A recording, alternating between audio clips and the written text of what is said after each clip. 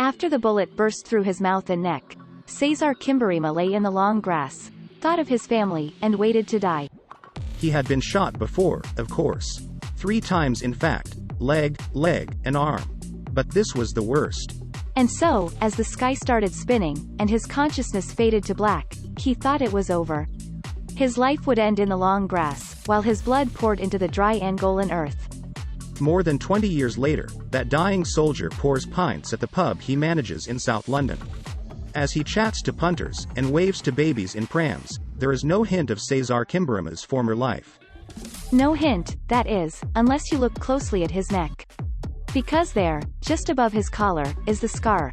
A reminder of the bullet, the coma, and the escape. Cesar Kimbirima was born in Angola in southwest Africa, and grew up one of 11 siblings. His mother was a primary school teacher. His father was a nurse and electrician. His family lived in Wambo, the third biggest city, and elsewhere in the country. And, despite the long-running civil war, he enjoyed school and was a happy child. But in 1990, when Cesar was 17, his childhood ended. The army got me in the street, he says. That's the way it used to be. If you were big, tall, they just grabbed you and made you join. Without your father's consent, without anything. He was not allowed to pack a bag. He was not allowed to say goodbye to his family, whom he then didn't see for 3 years. But none of it was a surprise. As a kid back then, we always used to say, if they get me, that's it. Because we knew it was going on. So when you get caught, you have no choice. Could he run? If you try, you might get killed. So you'd better stay there, sit down on the floor, and wait for the truck. The Angolan army did not, or could not, care for its soldiers. During 6 months training, the conscripts would get 1 meal a day. After training, when they were sent on missions, they might get 2 packets of biscuits, 1 can of condensed milk, and a water container. Those rations were supposed to last 30 days. We learned how to survive, Cesar remembers.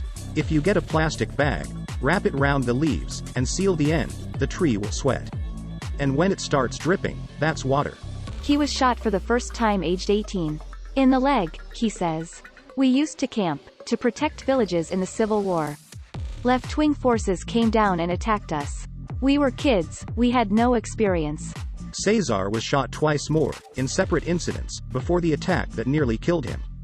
Normally the opposition forces, came in the middle of the night, he says. This time, they came around 8 p.m. We heard a noise. One of my colleagues started to run, so they started shooting. So we shot back. And then I felt really cold. Although he didn't realize at first, he had been shot through the mouth. He ditched his gun, knowing he would be killed if the enemy found him with it, and kept running. After 15 or 20 meters, he lay down in the grass and felt the blood pour down his back. I thought about my family, that I didn't get to say goodbye, he says. I thought, that's it, my life has ended. That's it, another young guy is gone. That was my thinking. That's the last thing I remember. Cesar woke up in a hospital. I didn't believe I was alive, and was treated for 2 or 3 days. But then he went into a coma, where he stayed for 5 months. When he woke up, the doctor told him he wouldn't walk again. There was some good news. After 9 years in the army, he was discharged. They did not want a soldier who could not walk. But there was bad news, too. He was 26, with no money, and no idea how to find his family, which by now included the mother of his child and their 3-year-old daughter. He left hospital with nothing but a pair of wooden crutches. It was a survival situation, he says. I was begging for food and money, and somewhere to stay. Eventually, he met soldiers from the United Nations peacekeeping mission. I think they were Americans. They were talking English, he says. They knew all the young kids in that situation. They knew I was wounded. They questioned me, found out what happened. The Americans found him accommodation at a center for injured soldiers. 100 people, big injuries, people with no legs. After tracing his family, he told them he planned to leave Angola. Mentally, I could not stay, he says. Whatever you say against them, the government, they will get you. And that is when the Americans saved him again. They said, you know what, we're going to help you leave the country, he says. They organized everything. I didn't spend any money. He doesn't know the details, or whether it was an official scheme. He didn't even know where he was going, Africa, Europe, or elsewhere. But it didn't matter. 6 months after leaving hospital, he was leaving Angola and its civil war. Even now, Cesar remembers the words of the American who helped him. Now I understand what he used to say, Cesar says. He said, young lives cannot be wasted like this. As it turned out, Cesar, his partner, and young daughter were given flights to the UK, via Lubango in Angola, and Kenya. They were safe. But as they began their journey to England, 3 major problems remained. They had no money, they spoke no English, and they didn't know a soul. After arriving in the UK, the young family, now refugees, were taken to the Asylum Processing Centre in Croydon, South London. They were sent to hotels and hostels, before Croydon Council arranged somewhere to live. Cesar could still not speak English. I used to carry a little dictionary in my pocket, he says, and so began a basic English course at Ambassador House in Thornton Heath. From there, he did another English course at Croydon College, before starting catering qualifications.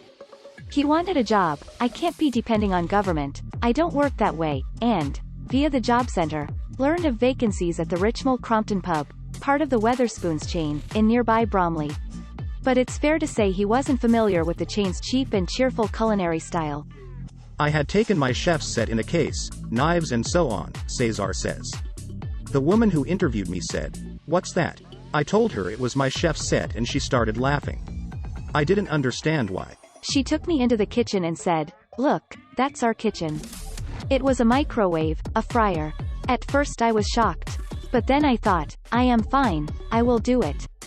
He was not a permanent UK resident, and so needed dispensation from the Home Office. But in January 2004, he started working in the Wetherspoons kitchen, his knife set left at home. I felt really welcome, he says. Nice pub, nice atmosphere, nice company.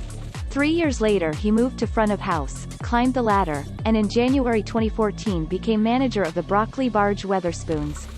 His 17-year-old son, Joe, also works at the pub, as did his 23-year-old daughter, Dwayne. She, incidentally, has just graduated in politics from Aberystwyth University. At the end of 2020, Wetherspoons boss Tim Martin visited the pub and was so impressed with Cesar's story, he asked the firms in Pub magazine to feature him. For the first time, the barge customers realized the life story of the man behind the bar. Some people even came from other pubs to pay their respects. I had people who had never been this way, he says. They saw the magazine, they just wanted to say congratulations, knowing where I came from.